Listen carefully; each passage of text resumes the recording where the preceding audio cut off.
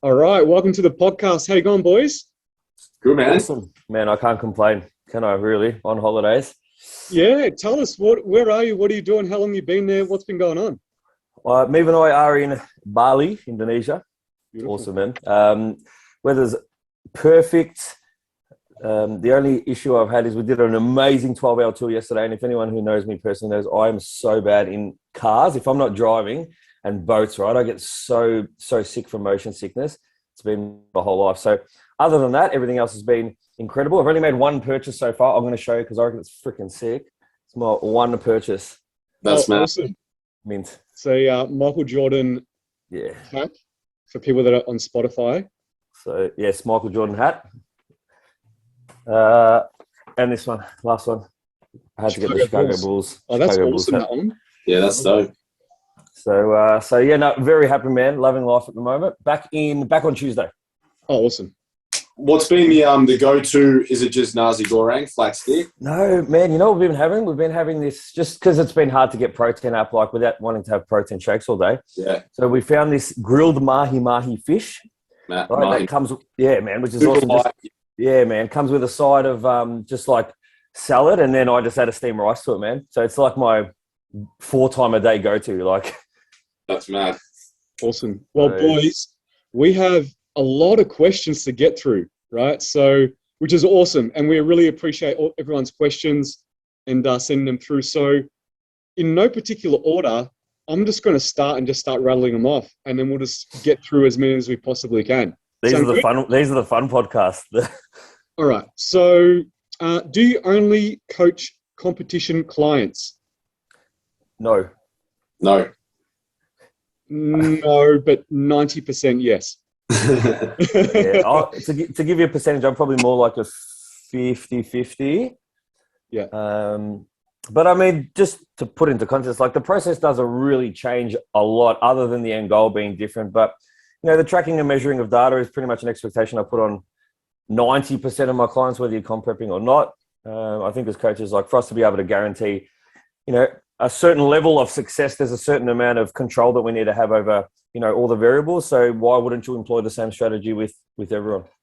100%. Like if someone's going to take it as serious as a competitor is, then yeah, I take them on board. No dramas. And I'm sure you 2 boys are exactly the same. Yep. Yeah. Okay. What is the difference between ANB and ICN? Now we have the ANB Vic promoter on, and you've obviously competed in ICN and put your clients in ICN. So maybe we'll start with you, MG. Yeah. So like for anyone who is unfamiliar with the two federations, obviously both are natural bodybuilding federations within Australia. So in that sense, that they're very similar. In terms of differences, you know, the categories are different in both. So like for A and B, for female, we don't have a sports model. And like our reasoning behind that is because if you've ever been to some of the other federation shows, it can feel like sometimes you're just seeing the same competitors over and over again because there's crossover between the two divisions. And for some people, that's a good thing. And others, you know, it can seem like a little bit much. So that's just where we're at with that at the moment. We also limit the amount of categories in A and B that you're able to do as a competitor. So we put a 3-category or 3-division cap on you. So it's really up to yourself and your coach to pick the 3 that are going to be most optimal for you and your look. And the other thing for the male side is we also don't have a fitness and physique division. So we just call it fitness, but we do wear board shorts in it. So it's kind of somewhere in between a fitness and physique for the male side. So, you know, on the day we're a little bit more uniform in the way we do things at A and B in terms of everything being the same at every single show.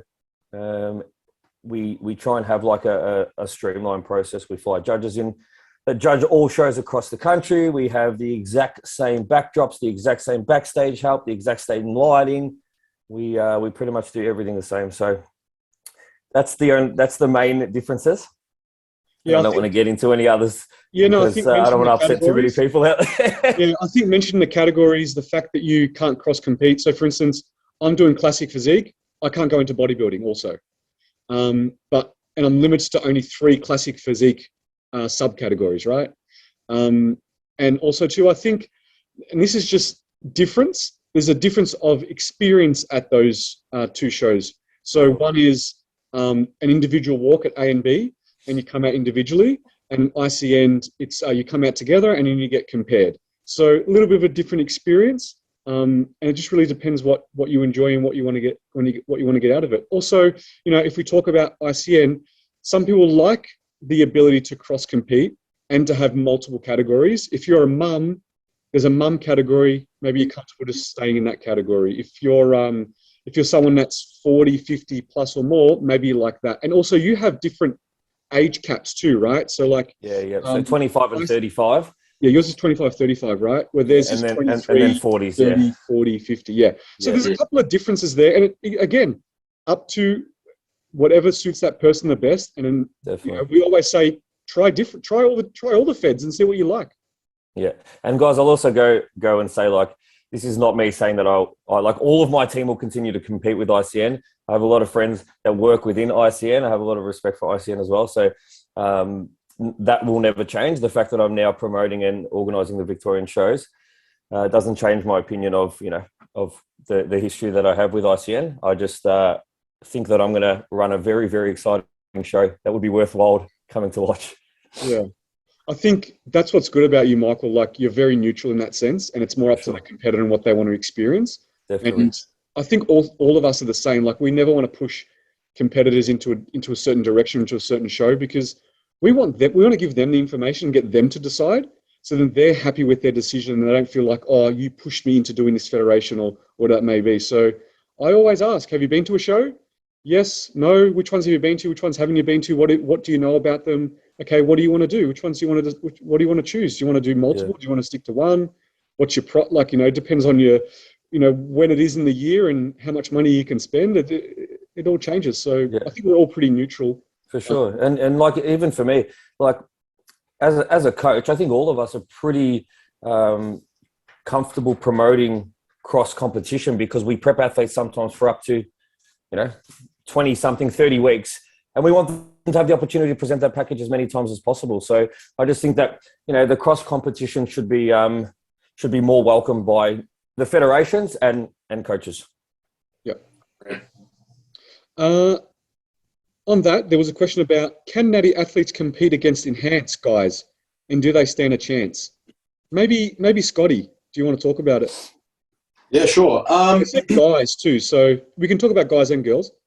I think it's probably more popular with girls, being that there's quite a lot of, and again, talking in terms of federations, there's quite a lot where I've seen of ICN sort of fitness and pro fitness girls that kind of tend to compete in IFBB bikini as well, because it probably is a little bit more of a harder look. And they can probably stand up against those girls potentially a little bit better. And I think it is getting a little bit more popular probably for girls to maybe jump in IFBB. And absolutely, I've seen some phenomenal girls like Gabrielle Allegra, who is an ICN pro. I've seen her compete in IFBB shows, and she more than holds her own. And I know that she's a natural athlete. And I think there's probably more than a handful. I reckon someone like Bridge would be able to jump into those categories in IFBB, and she'd be able to hold her own because, she's been competing for a while. She's got the size to be able to do that. In terms of the guys, I think it can be a little bit more difficult. Granted, it depends on the division. I think some of our ICN pro bodybuilders would be able to jump across into, say, Classic in IFBB, because they've probably got the size to be able to stand up and hold that. But bearing in mind that Classic is a very unique look and the posing is different. But I think some of those guys probably could. I have seen Liam Cherry, who's an ICN pro bodybuilder. I think he placed third at the VIX in IFBB in open bodybuilding, and he is natural, like crazy physique. But again, stood up against some big guys in his class and more than held his own.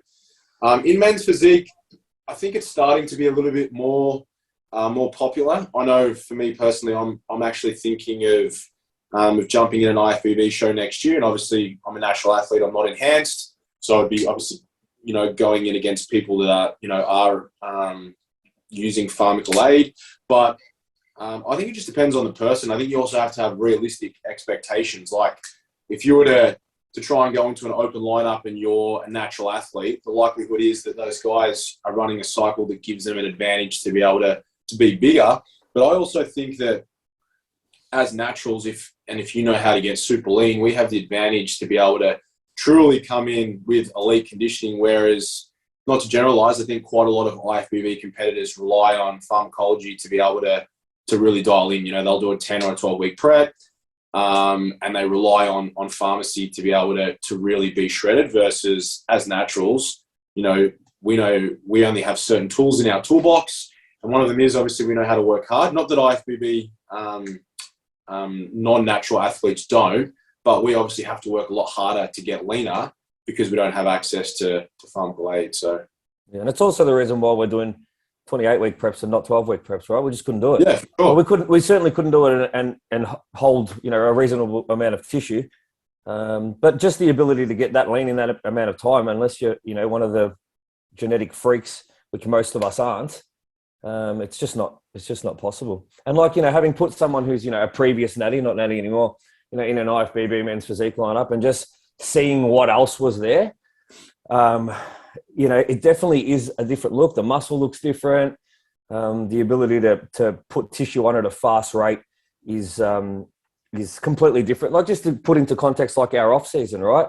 So pretty much after shows reversal and rebound, you know, we were able to put something like 12 or 13 kilos on without blowing out at all, you know, in 10 weeks. So this is obviously a client. So like, it is a different world, but I think there is a place for a very small percentage of genetically freaky athletes that can stand up and hold their own.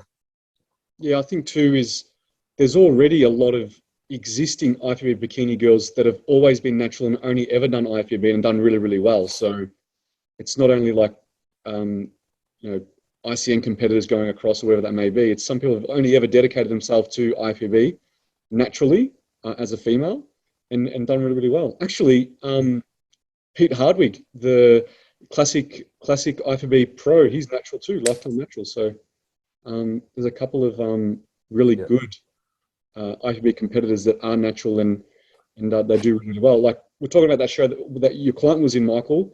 The person that won his lineups was a Natty guy. It was an ICN pro. Yeah, it was an ICN pro. So it's it can definitely be done, but you know, be realistic. Have a look at your physique. Have a look at your shape, your genetics, your muscle mass, your level of condition you can get into. Chat to your coach, see what you think, and make the decision about, you know, what show best suits you. awesome. Okay, favorite bodybuilders. Yeah, mine is definitely Ian Valier, which I think most people know. Has been all over my story. I do love the Giant. Obviously, we've had him on the podcast.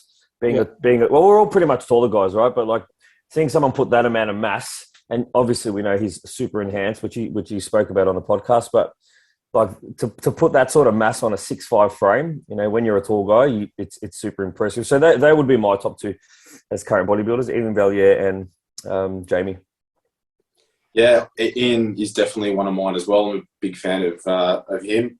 Also, just because of just how crazy strong he is. Most people don't realize like how much like weight this dude can lift. And then obviously old school people like Jay Cutler. I watched a lot of him growing up. And another one that a lot of people might not know, but the Shadow Dorian Yates. So this is like early times. This is a guy that used to just work out in like the crummiest of gyms, you know, in London, and was just like a nosebleed every single day, trained to the edge kind of guy. But yeah, probably Ian in today's lineups. Yeah, like for old school, for me, it's Ronnie Coleman and Flex Wheeler. But in current days, obviously, it's classic physique. I'm going to go C-bum, right? Of course. But I really like Bonac, William Bonac. Yeah, I really like his. I guess because Kai Green's not in it, he's like a mini Kai Green. So yeah, Kai was obviously, in terms of posing for me, he's one of the best ever. Yeah.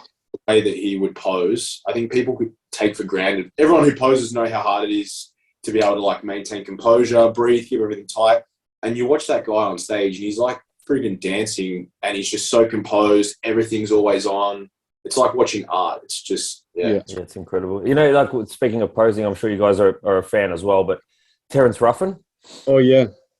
Right, freak, right? Like not a super tall dude, but like in terms of modern day posing, I think he's one best posing in classic, and obviously comes second now twice. But yeah, he's incredible, man. Yeah. Yeah. Okay. What are your ages and where do you live? I'll go for I'm 35. I'll be 36 in April, and me and I live in Rosanna at the moment, but we are currently building a house in Greensboro, which is about 1 year behind where it's supposed to be, thanks to COVID. Mm-hmm. I'm 34 and I live in Montmorency. I think I'm the oldest. I'm 36 and I live in Essendon. So that's in Melbourne, Australia, guys, if anyone's wondering. Yeah. Well, if there'll be a few maybe interstaters, yeah. Yeah. Any plans to start a YouTube training channel? No, not at the moment. Not really. And the reason why is like just with the schedules at the moment to like fit in. It's just a time thing. I think. Like I know we're all reasonably close, and we do catch up, at certain intervals. But just to find another hour on top of the podcast, or potentially more, to train, film. I just don't think it's feasible for any three of us at the moment.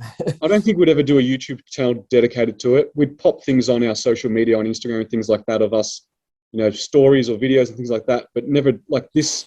This podcast is dedicated to knowledge and information and interviews. Hey, unless there was a sponsor who wanted to monetize it, then we could potentially. Potentially. Do you coach at enhanced athletes? So me, I don't. Yeah, I do. You do? I do, yep. Best Natty supplements? Oh, this one could go on forever. Go, Scotty. Probably just say the main ones. So obviously the first one is, firstly, just to clarify, supplements, if you're unsure in terms of where they fit in like the hierarchy, they're at the very, very back end. They're not, in terms of importance, they're not going to be the be all and end all. So if you're someone that's like a little bit strapped for money, you're just starting out, are supplements important? Not really. I think if you have the ability to liberate some funds toward it, for sure. Main ones obviously being quality whey isolate. Obviously, a whey isolate is going to be the fastest absorbing protein. And value for money, it's probably going to be close to the best as well. Maybe, obviously, chicken breast is probably a little bit cheaper, but a whey isolate, creatine, because obviously there's a ton of research around it, and we know that as far as ergogenic A goes, it is probably the goat of all supplements in terms of something that you want to be supplementing. And then otherwise, other than that, I mean, if you're talking pre-workouts, things like beta-alanine, citrulline malate. So beta-alanine is good for buffering capacity of metabolic waste. So basically allows us to train a bit harder for longer. Citrulline malate is good for vasodilation. So it helps to obviously get lots of blood into the muscle, get a really good pump. But again, they're not really essential. They're just things. If you're looking for a pre-workout, like most people don't even realize or know what they're looking for in a pre-workout. They just get sold what the jack guy at the supplement store tells them to buy. But I mean, most of my guys, myself included, I've literally got them in front of me here now, like citrulline malate, beta-alanine, and then I'll normally supplement like some EAAs or a non-stim pre-workout on top of that, purely just for caffeine. Caffeine's obviously the other one, roughly maybe 3 to 5 milligrams per kilo body weight within like maybe 30 minutes of training. We know that that's obviously going to give us some better training quality, but other than them, they're probably the main ones for me, man. Yeah, so I'm similar. Just like obviously, I agree with everything you said, but I want to touch specifically on the beta-alanine and the citrulline malate. I pretty much since working with you, Scotty, I've just now I take those on their own, and just have my caffeine just through coffee, like purely because the dosage is easier. And like for me, like MT knows, I'm pretty caffeine sensitive, so I can't like 5 grams per kilo body weight for me.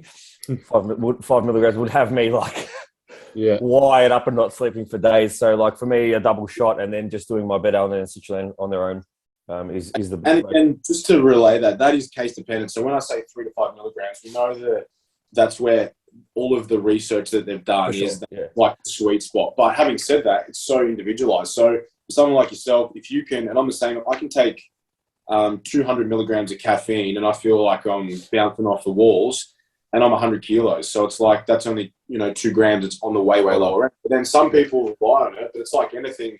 The more of something that you have, the more of a tolerance you adopt. Sure. So then you got to start taking more of it. But something like that, coffee, if that doesn't like give you any GI stress in the middle of your workout, it's not going to make you go to the bathroom, then by all means coffee. Then mix those two with a little bit of water and maybe some cordial so that it doesn't taste like vinegar and you love it. Yeah, my sweet spot's about 160. Yeah.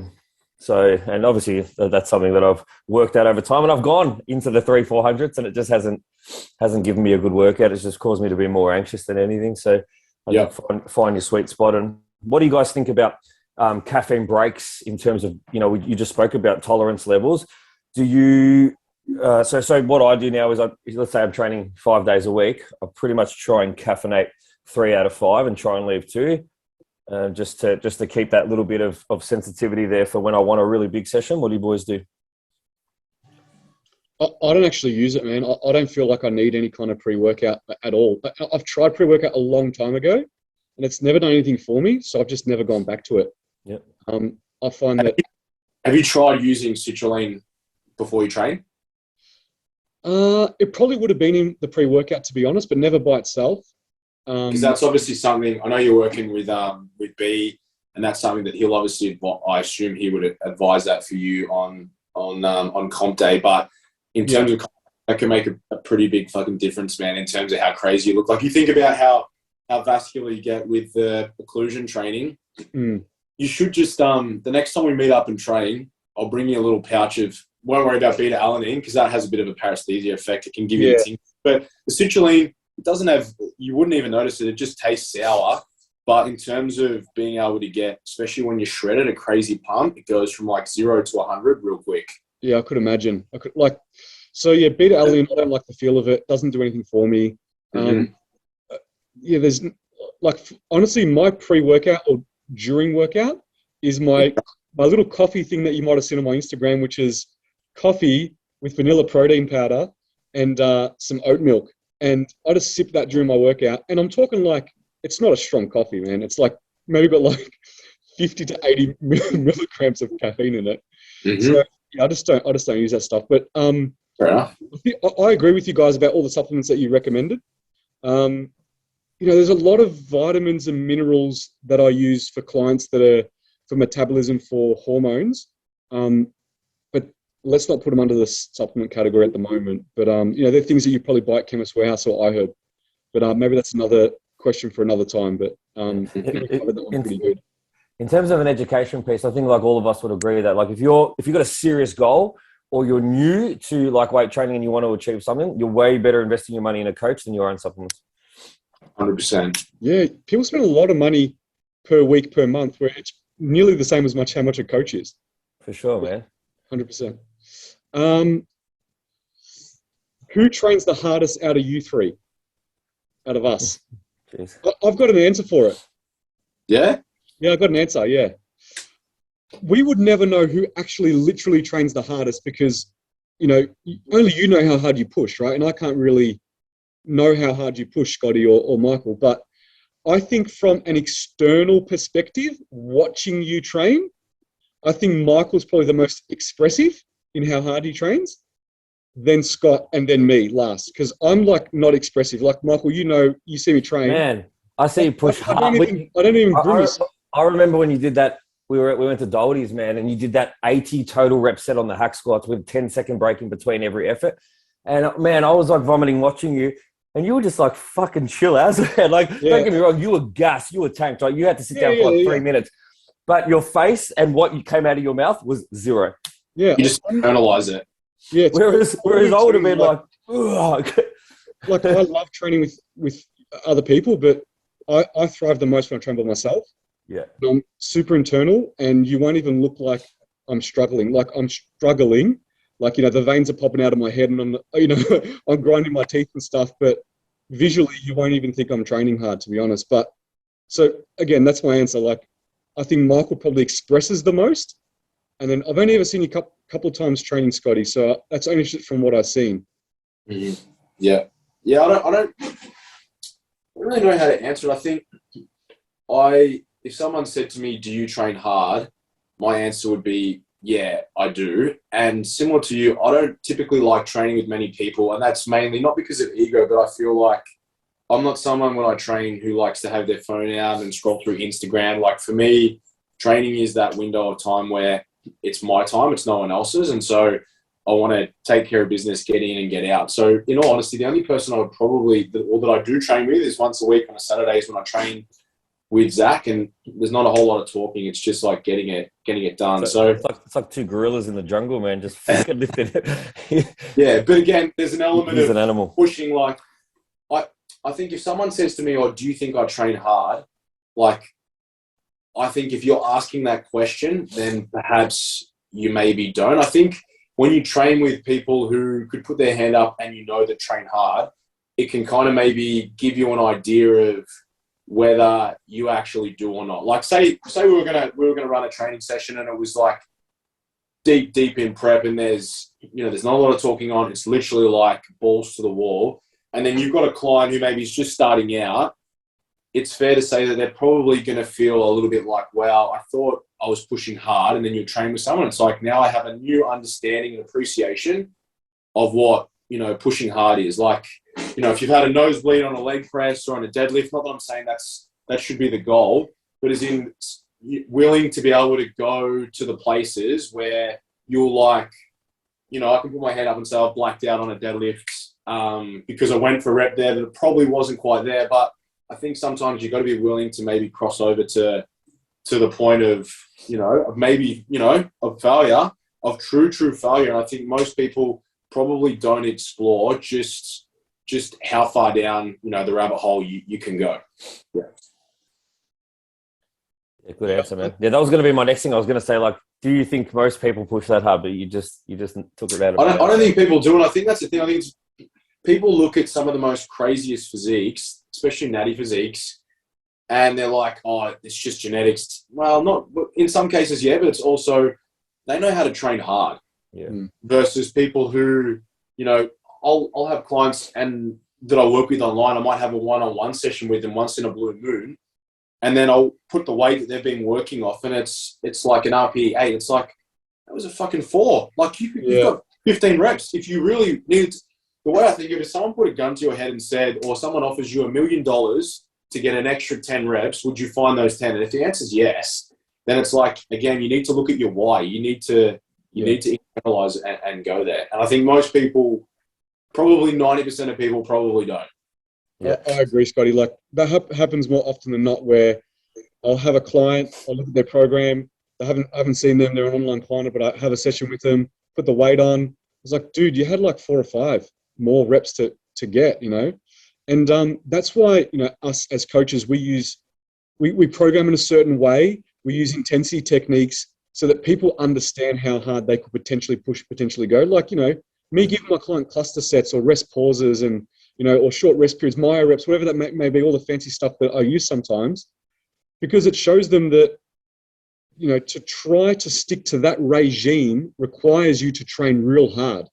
And I know there's clients out there too that I probably wouldn't give them some of these techniques because they train hard anyways, and they're just going to put themselves into the ground. Yeah, sure. Yeah. But it can, as you said, number, to be honest. It can be a really good tool to help people essentially to level up. Mm-hmm. Like, until you've had a 100 rep cluster or even a 50 rep cluster set on a major compound, like you get to learn what a world of hurt really is. Yeah. And again, that fortitude and that, that resilience to train in that fatigue state, especially when you're in a contest prep because you're fatigued all the time at the back end, that's going to be worth its weight in gold. Yeah. I mean, and as coaches, are you guys ever prescribing, other than a deload week, anyone working with more than 5 reps in reserve for someone who's got a stage goal? No. So, and I agree, right? So if you're regularly, if you're being coached and you're regularly leaving 5 to 10 reps in the tank because your coach wrote 4x10 and your 4x10 at 40 kilos seems difficult to you, but you think you got more than 5 in the tank, you're probably not training hard enough. Yeah. Yeah, for sure. Yeah. And that's why I think we spoke about this on another podcast, like RPE and why we don't use it. Yeah. Yeah. Yeah, all good. Okay. Are you guys close friends or just business associates? So we're not actually business associates at all because we don't have any businesses together. We just have this podcast together that, you know, that we, that's just Hey, fun. this could be the best business ever one day. You never know. Yeah.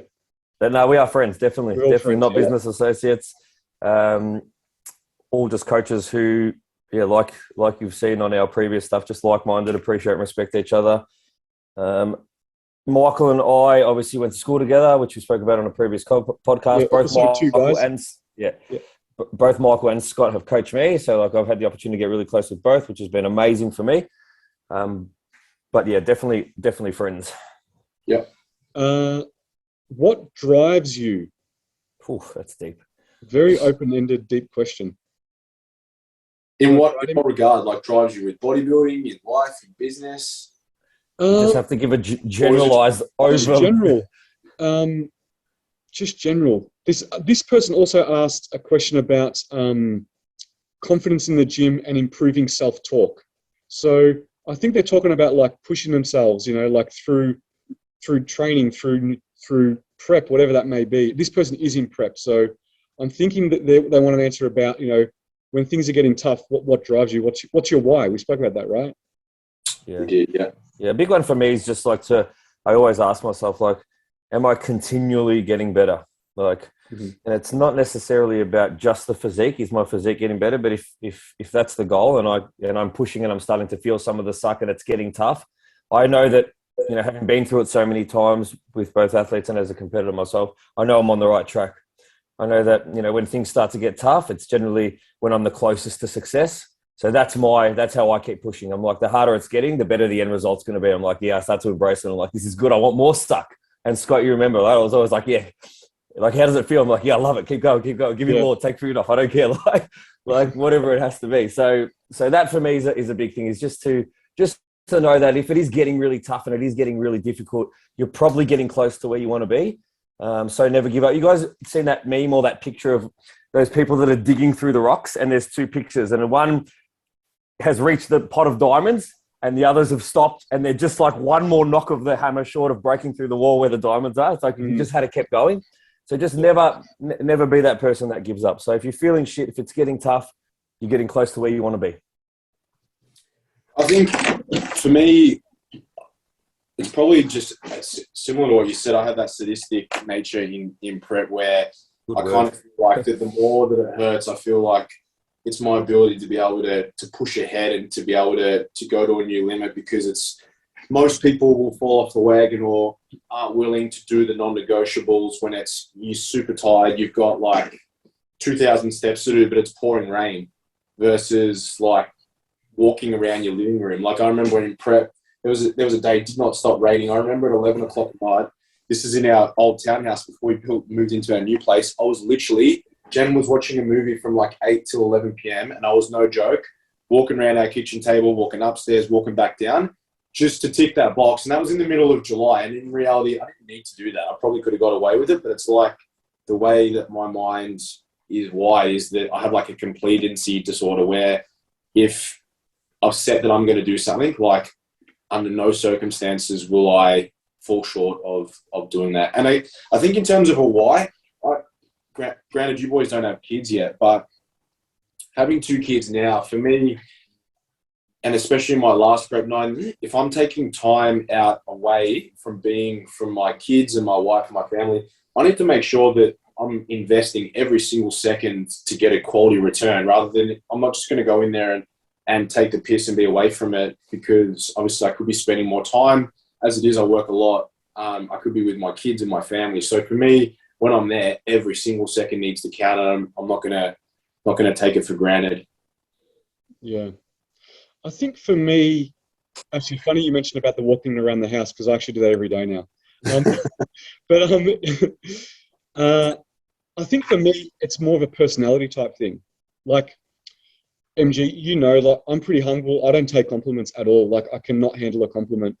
It makes me feel uncomfortable because I feel like I'm going to be complacent. Yeah, you don't like a lot of attention either.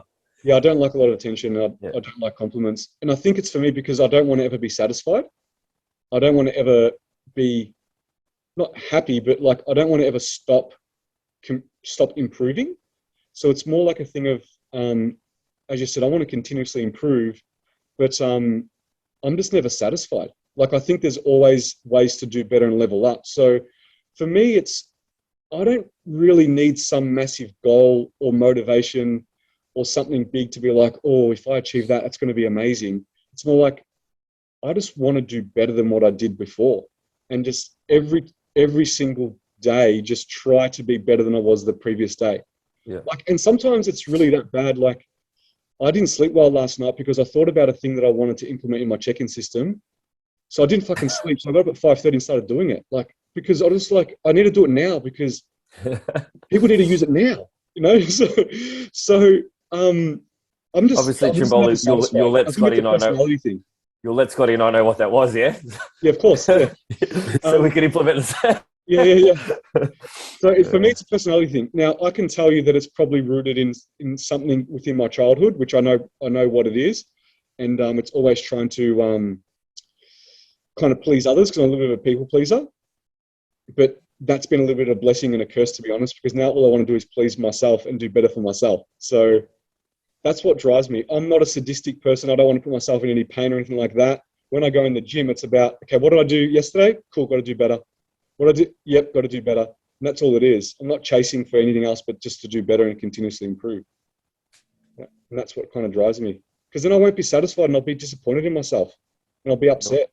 I think wasn't it like one of the first Jay Cutler series back in the day, one of those first ever YouTube series where it's like, this is a sport that you have to be satisfied, never being satisfied. And I'm like, yeah, I think you're ticking that box. Yeah, 100%. So confidence in the gym and improving self-talk. So this is coming from a female. So I don't know if they want to talk about confidence, like because they're not confident around other people. Maybe people are looking at them. Maybe they think they're doing things wrong.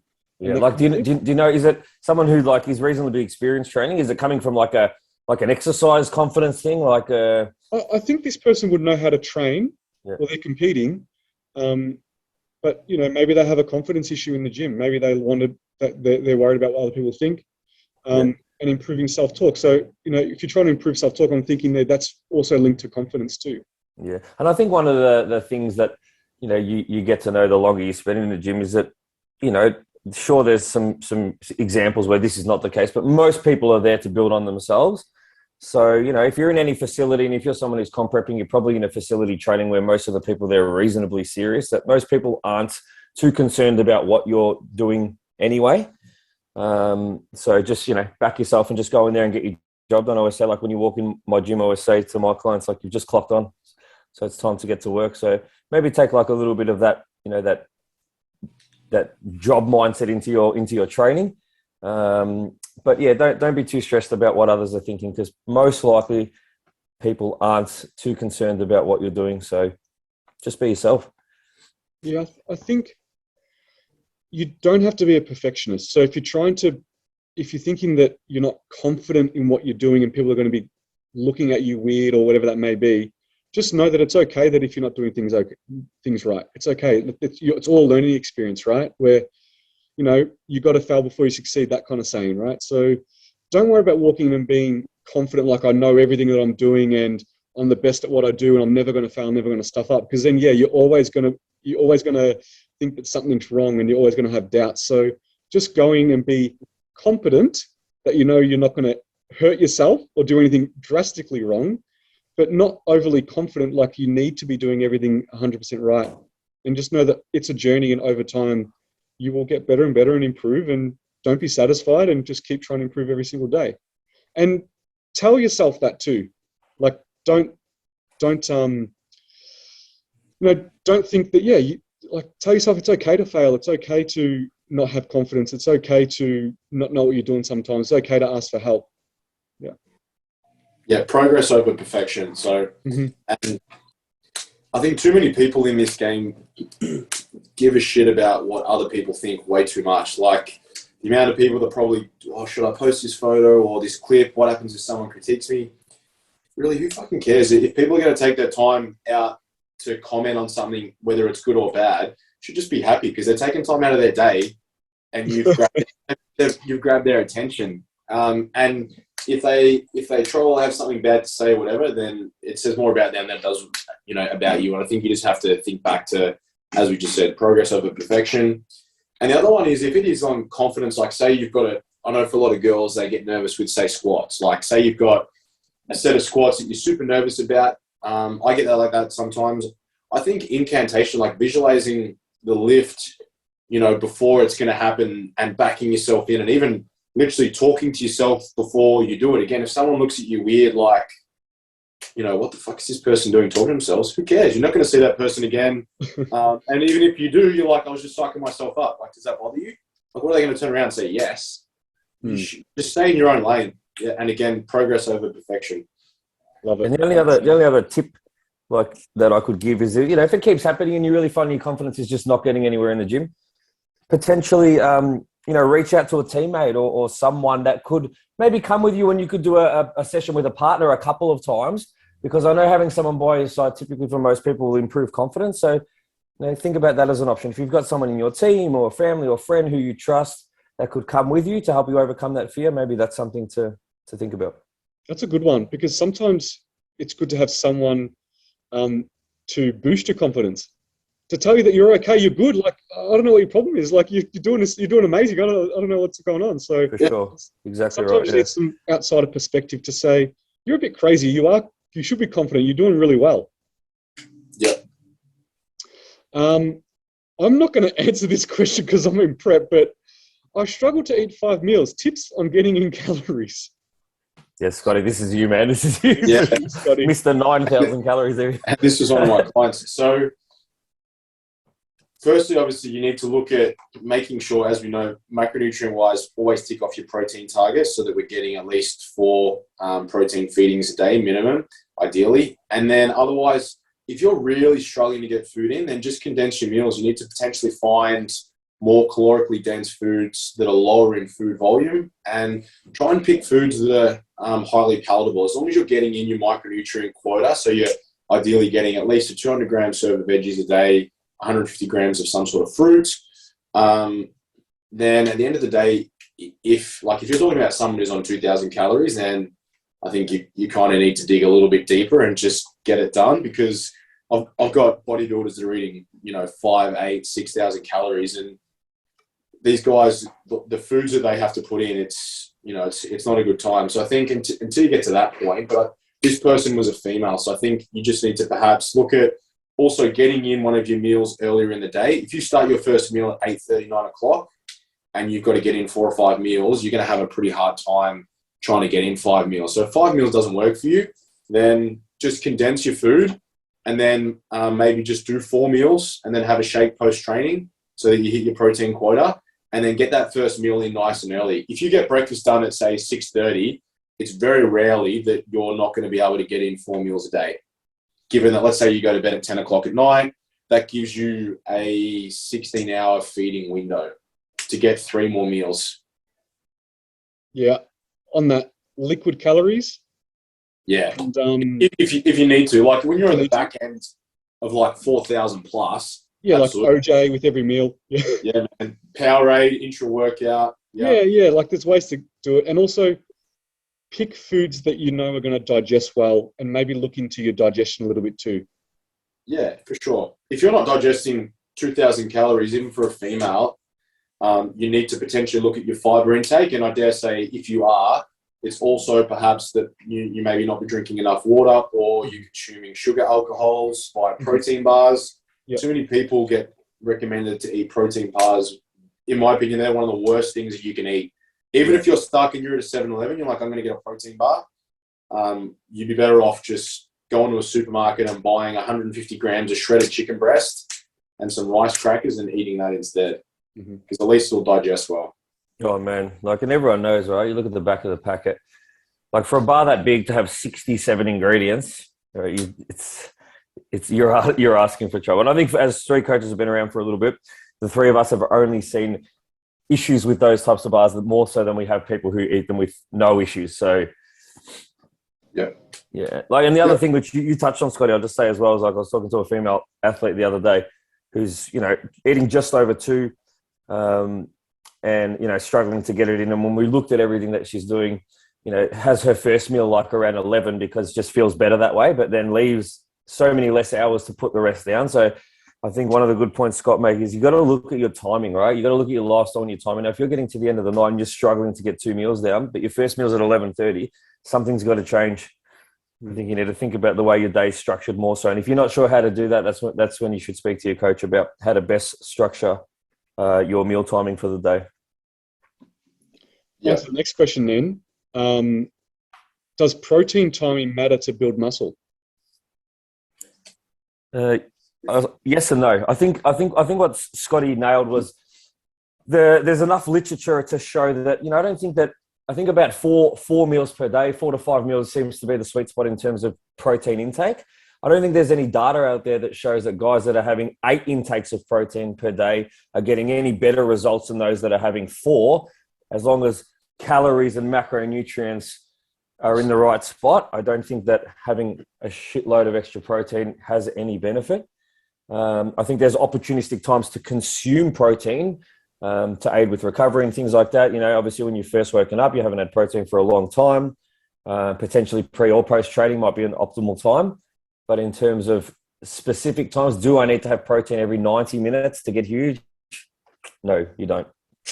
No, you don't. And it's also understanding that every time, obviously, you have a feeding, you are going to get a spike in MPS. And at the end of the day, the easiest way to understand in terms of how you build muscle protein synthesis needs to exceed muscle protein breakdown. So as long as, and that's why, you know, there's been a lot of research in this sort of area scope now that we know, rather than the old school bro mentality every 2 hours, which is how guys, Jay and Ronnie, used to eat.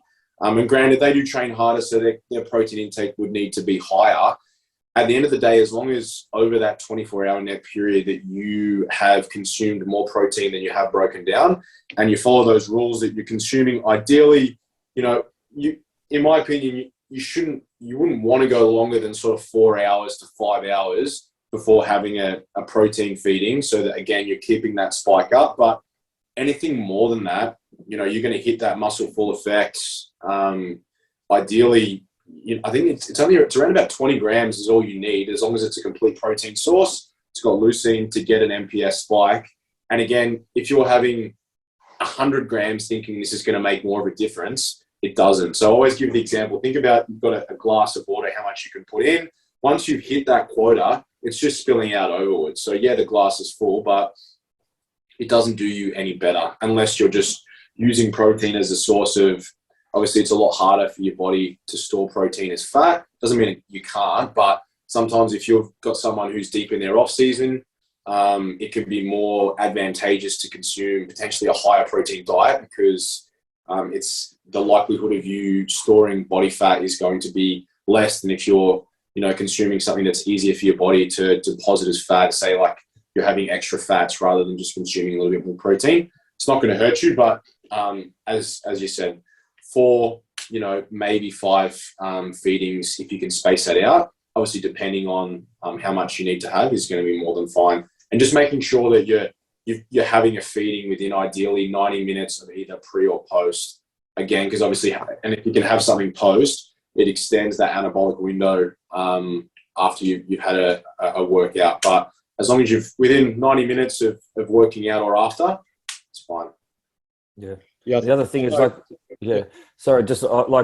in terms of the amount of meals, I'm not also saying don't have 6, 7, 8 meals because it's not getting you any better results. I have that many meals because my day starts at 4:30 and, you know, even I leave the gym late at night. So I am having that many meals. I'm just saying I'm aware that I'm not necessarily getting any better results because I'm having more meals. Yeah. And not all of them, I'm guessing, would all be protein. Like you wouldn't have, say, chicken or whatever with it. There'll be a couple of probably just carb snacks in there, you know, Yeah, agree with all you boys. The only one I was just going to say is if you are training faster, then getting protein after your workout is like super important. Yeah. This is a good one, actually. Does off-season calorie intake determine how low your calories go in prep? Absolutely not. Yeah, like I'll tell you with me and I know with clients too, is my calories got pretty decent in the off season, and I was pumping food in and weight was hardly shifting. But then for me to get lean now, my calories have to go all the way down. So I don't know whether you want to call it adaptive metabolism or flexible metabolism, whatever you want to call it. But for me to gain weight, I've got to push food. For me to lose weight, I've got to pull food. So, and some people are the opposite. And some people are the opposite. Some people, they put a little bit of food in and they gain a lot of weight. They take a little bit of food out and they lose a lot of weight. And I don't know whether this is a direct correlation, but just based on myself, my clients, who people I've worked with, what I've kind of seen, I can probably categorize these people most of the time. They fall in this category. If you're someone like me who needs to gain a lot of weight, they need to push food hard, but to lose, they need to also bring food down. I almost find they're people, the ones that build muscle easier and retain muscle easier. And the ones that are gain weight fast or lose weight very fast, whether the calories are only slightly adjusted, is they're normally more of a hard gainer. That's what I found with people that I work with. What about you boys? Yeah, I tend to agree. I don't think, I mean, everyone's physiology is going to be different. So there's no golden rule with this. And I actually think too many people get caught up on just, oh, this person's eating that food, I want to get my calories up to this point, or they're dieting on that. At the end of the day, the goal, like bodybuilding in general, doing a contest prep, it's not inherently healthy. Like, it's not something that is designed for you to do forever and ever. So I think at some point you have to be willing to accept that you may have to, like, your EA may be a lot lower than what, say, people would say, a nutritionist would say, oh, that's not really healthy. Well, okay, it's not really meant to be. I'm trying to have shredded glutes. So in order to achieve that, the goal should, like, obviously we want to be able to get as lean as we can whilst consuming the most amount of food, whilst retaining the most amount of tissue. But sometimes that means that you are going to have to dig quite deep. So I think everyone's going to be inherently different. Like you said, you need to push food in a little bit more to gain, but then you've got to dig a little bit harder. I, like you, in the off season, have to really push food to continue to maintain a certain rate of gain. But then I can also strip down really, really quick. But there's also it comes a point where, and this is when I think conditioning plays a role, when you want to get truly, truly shredded, there's going to be a body fat set point where your body is going to go into survival mode and metabolic adaptation is going to occur whether you like it or not. Like, your body will find any way that it can to conserve energy. So, for example, let's say, like, for you in the next few weeks, you might find, well, I'm leaning on stuff a lot more. Or when I used to do these podcasts, I would, I'm fiddling with something at the moment, whereas you're sitting there super, super, super still, which is awesome. But it's also probably your body's way of just trying to retain as much energy as it can because it's in a period of energy deprivation. So I think it doesn't matter who you are. If you're talking about getting, like, truly, truly peeled, you're going to have to push calories at some point. Granted, for me, in the depths, 2100, 2200 might be super, super low, versus I know some guys that have to go down to like 13, 1400 to be, like, truly, truly peeled. Is that ideal? No, but that's what needs to be done. You look at C-Bum. I think one of his preps, he was dieting on like 1200 calories, man. Yeah. He did a video on it, man. The best in the world, that's probably like 50 kilos heavier than me.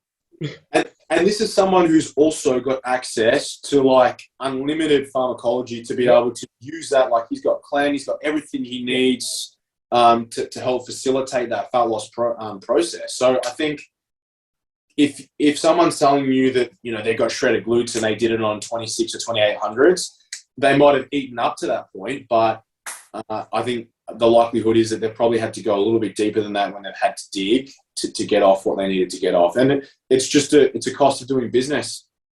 Yeah. Sorry, just a couple of things. One is there's also proper ways of doing a prep and taking your time and not being aggressive. And, we make sure we do all those things for our clients. And my coach does it for me. I know he's an amazing coach. Just because I'm on low calories, I don't go, well, he's a shit coach then. So sometimes it is what it is, and you just need to accept it, right? Yeah. But there's also ways of not doing correctly, which make you go on calories that are too low, too fast, and it's a detriment, right? So there's either way. What I'm saying is, there's nothing wrong with your metabolism. It's not broken if your calories are lower than the next person. It is what it is. Next thing is, don't believe what everyone tells you too. If they're like, oh, I'm on 2,000 calories, yeah, but they're probably on like 25,000 K steps, right? So don't believe everything that someone tells you when they say I'm on this many calories. Is that their high day? Is that because they just had a refeed and you asked them on that refeed day what their calories were? So technically they're not lying. So those kind of things too. And like in the end, it doesn't matter, because I tell you now is when your body fat is low, whether you're on 2,000 or 1,200, you're still hungry. That person is still as hungry as the next person. It doesn't matter. Like right now, you could give me more food, but I'll still be hungry, which I'm not actually hungry, but I'm just saying, right? I'd still be hungry until my body fat percentage is back to a healthy level, right? So it doesn't even matter what calories you're on. So like, oh, that person's on 1,000 more than me. How lucky are they? They're still struggling as much as you. Trust me, they are. If they're as lean as you are, they're hurting just as much. They're still hurting, 100%. Sure. Yeah, I always say, like, it's the level of condition that determines how someone's feeling, not necessarily the calories, right? Mm-hmm. Because when you're peeled, no amount is enough. And that's why we employ recovery phases after a comp prep, right? Why we don't necessarily always go straight to reverse. Because if you've got someone who's dialed down hard, putting on some body fat immediately is almost quite essential, right? So we know that the level of conditioning is going to dictate the way that you feel. But I would always say, like, never compare yourself to someone else. I bet, like, you guys get this as well, right? You consult with a brand new client who wants to do a comp, and you're about to go through, what I'll call like the metabolism assessment phase, or the, the remetabolism phase, where you're trying to assess what their maintenance is, and then we're going to try and build it up before we start prep. So we're starting from somewhere reasonable, and you get the question at the first consult, how low will my calories go in prep? Because the reason I'm asking is my friend who trained with this coach had to go down to 1,200 or got peeled on 2,400. It's like already a really bad place to start, right? Because everyone is so different. Like, how low your calories will need to go. Nobody knows at the start, right? Could I maybe give you a range? I think you'd be based on how much you're eating at the moment and how much muscle mass you've got and your weight. Yeah, maybe. Might it go lower? Yeah. Might it go higher? Maybe. Like, you just don't know. But never, ever compare yourself to what someone else is doing. And Michael nailed it. Most people are going to fucking bullshit you in terms of, like, what you're eating, what they're eating for their prep. Most people are going to tell you that they're eating more, because nobody wants to say that they're on low calories. It's just, but most of the people that are getting absolutely diced are going to a level of calories that, is going to suck for everybody. Yeah. Like, I remember, at your gym, Mick, when, Jackson or anyone would ask me, what are your calories? I'd tell them, like, oh man, like, how you feeling? Like, I feel fine. So it doesn't even matter. Like, it's how you feel and how you're taking on this journey and this experience and the mindset you have is all that matters. Is all that matters. Sure.